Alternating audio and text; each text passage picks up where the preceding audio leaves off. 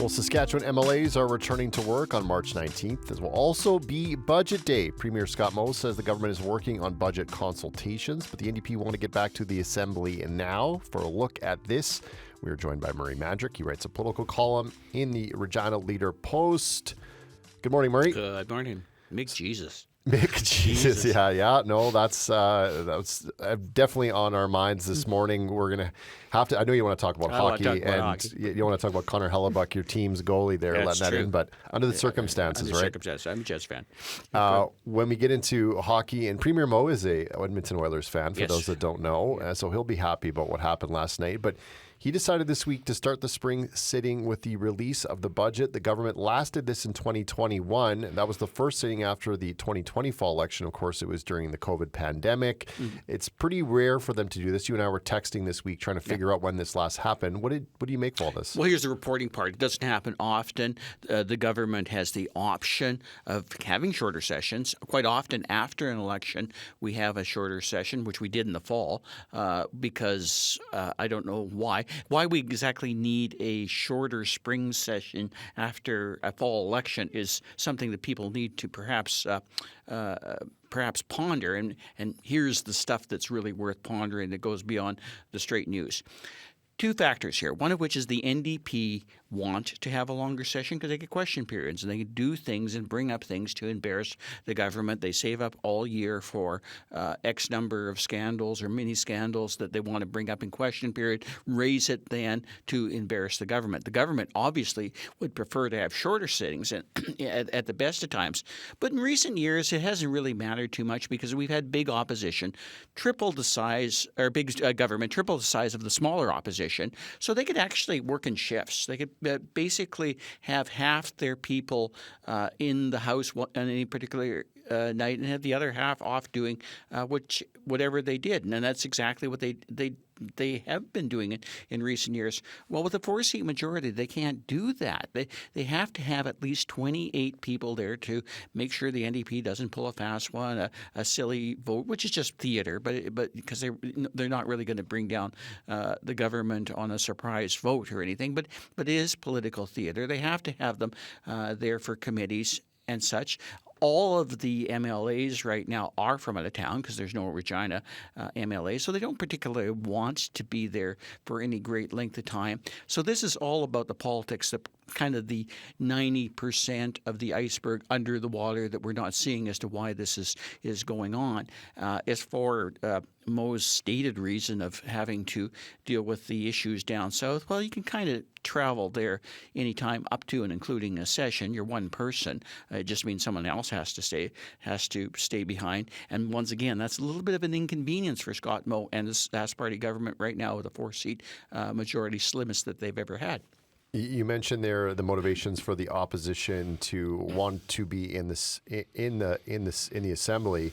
But that aside, do they have a point just overall with the need to be there earlier to have the government questioned or to have the government introduce legislation or pass things to talk about different bills like we normally see in the first 3 weeks of a spring sitting? Well, there is a point of principle here, and if we're talking Canada and not a republic, as we clearly established we won't be after the game last night. If we're talking about a different system in which they do, as oppositions, get to have the added scrutiny where they have to face each other every day in the legislature to pass legislation and justify it. And part of that includes question period. Part of that includes bill scrutiny. Part of that includes budget scrutiny.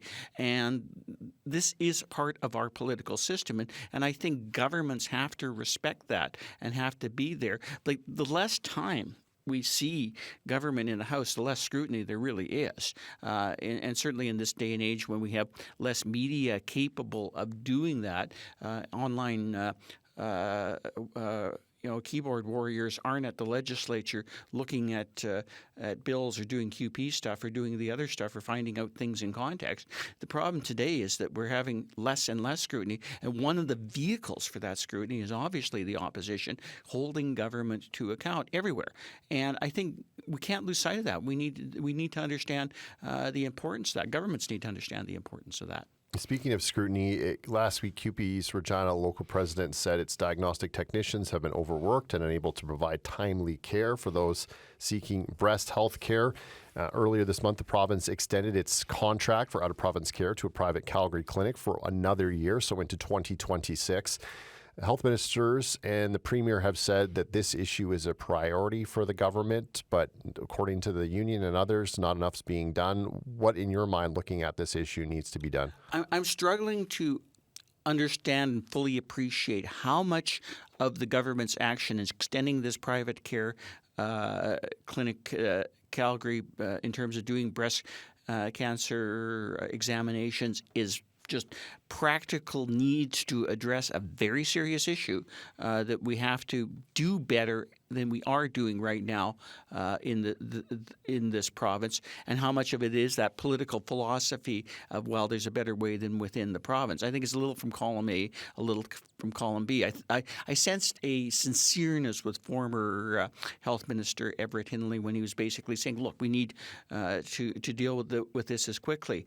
I don't know why they can't act more quickly. We built a children's hospital in this province, and arguably it was of less of a need given children's hospitals elsewhere and the specialized care in those children's hospitals than other things. But we needed one because we didn't have one in this province. Well, we don't have enough breast screening in this province, not even with the mobile clinics, not even with the new clinics that they're putting up in terms of places like Regina, which is a great idea. One thing to watch in that budget that we just talked about is how much money is being spent towards issues like this, and a little scrutiny on that particular issue. We saw recently another $500 million spent on health without really being detailed. We need a better plan. The government talked in the election campaign. It was one of their key health plans about having a better plan. So I don't know what's preventing them from doing so, other than obviously the reality it's hard to get staff. Obviously, it's hard to keep people here, and it's hard to get people to the facilities that we need to. But so we need to know on this show, because you're here right now, and the current host that's going through this right now isn't. Or we need people to understand how important this is and how important it is for women. It just even is a security issue, even as is a sign that, look, we're serious about this issue and we got your back on this particular thing. I don't know why the government can't get that message through. Murray, thank you so much. You're very welcome.